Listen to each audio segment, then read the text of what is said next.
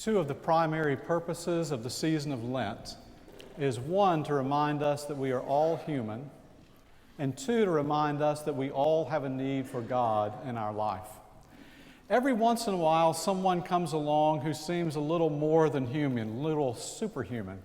In 1809, Felix Mendelssohn was born, and in some people's eyes, he might have seemed a little more than human. By the age of 7, he was proficient on piano. By the age of 13, was already publishing works.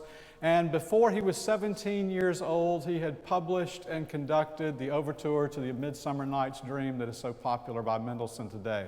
Before he died at the age of 38, he had accomplished many things as a conductor, a writer, painter, artist, in so many different ways, almost seemed superhuman.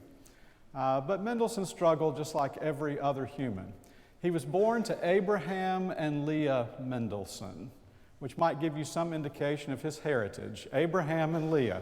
He was a German Jew, born into Judaism, but his parents, neither one practiced Judaism and even refused to have him circumcised at his birth. By the time he was in elementary school, he had embraced Christianity and had become a Reformed Christian. And throughout Mendelssohn's life, he struggled with this idea of what is right faith and how do I live out faith in my life. How do I live as a Christian and yet embrace and appreciate my heritage as a Jew?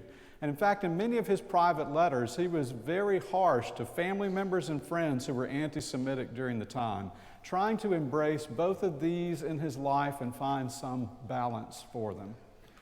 So it's interesting that when he came to write this great work the year before he died, Elijah, he had become absolutely obsessed with Bach's St. Matthew's Passion. But instead of writing a biblical narrative of the life of Jesus, he decided to choose an Old Testament character, Elijah, that I believe, and many scholars believe, in some way reflected some of the turmoil in his own life. In Elijah, you find this battle between the gods, Baal, as we call him in the South, Baal, as Vivian correctly pronounces it when we sing, Baal and Jehovah, Baal and the God of Israel. I hope as you listen this morning, you hear the struggle between these two religions, the turmoil that comes both in loudness and in silence in their prayers. And here's some of the reflected turmoil in Mendelssohn's life. This morning, Caleb Hopkins is going to be narratively moving us with the voice of Elijah, Grant Knox with the voice of Ahab, and our choir are the 450 prophets of Baal. They're all pagans. It fits. In 1 Kings chapter 16, Ahab was identified as a king who provoked the anger of the Lord more than any of the kings before him. He married Jezebel, a Sidonian, erected altars to Baal, to Baal in the land of Israel, and Elijah challenged King Ahab and those prophets. Let's hear the story of Elijah. Mendelssohn not only struggled with external things in his life, like balancing his faith of birth that he never really claimed with his faith of choice, Christianity, but like a lot of us, he struggled with internal issues as well. As successful as he was in the 38 short years of his life, he lived his life with an emotional turmoil.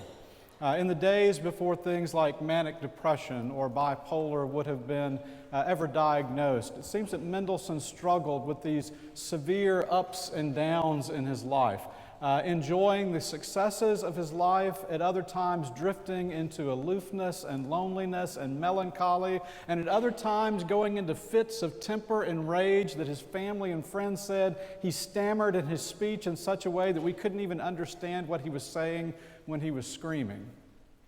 This roller coaster ride of emotions amid all of this success and work in his life. I'm wondering if that's another reason that Mendelssohn was so drawn to Elijah. We've just heard Elijah's great success on top of Mount Carmel, how the prophets of Baal prayed that Baal would burn up their offering, and Baal never showed, but Elijah prayed to the God of Israel, and the God of Israel burned up the offering and proved himself to the people. Elijah, in this great moment of victory, takes all of the prophets of Baal down to the valley of Kishon and slays all of them, and you would think that he would be on top of the world, but in the very next moment he flees to a cave and hides and begins to cry to God and say, I'm the only one left. I'm the only one in the world. Nobody understands but me. I don't have a friend anywhere. I need to hear from you. And it's at that moment of desolation and prayer that he listens for God, and earthquakes and fire and wind, finally hears God in a still small voice.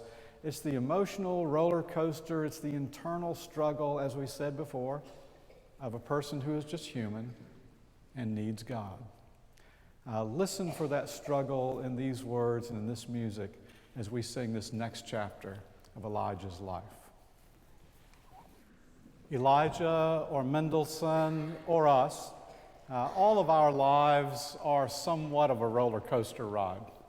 All of us are on that movement between our successes and our failures, our faith and our doubts, our loneliness and our sense of community. All of us, to some degree, live with the ups and downs of life. It's nice to come at some point in your life to a settling place or a place of hope and peace. Mendelssohn died in 1847 at 38 years of age. He left a work incomplete. It was another great religious work titled Christus, the Christ.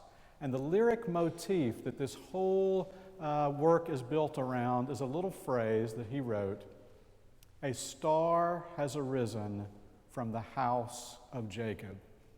And integration of his Christian faith, a star has arisen, and his Jewish beginnings from the house of Jacob. And it became his understanding of the faith in the Messiah, the Christus. For Elijah was taken from this earth after a career and a sense of self that had a lot of ups and downs.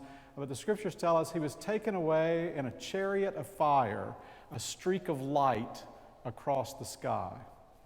A star, a streak of light. And the ending of Elijah, the musical, isn't that somehow everything gets fixed in our life, but the hope that is ours for the Lenten season, we are human and we are all in need of a God, is that there is a light. There is a light that comes to us, and there is a light that we are able to share in this world that consistently reminds us of the presence of God in our life through all of our ups and downs. The star, the streak of light across the sky, the light that comes to us from God.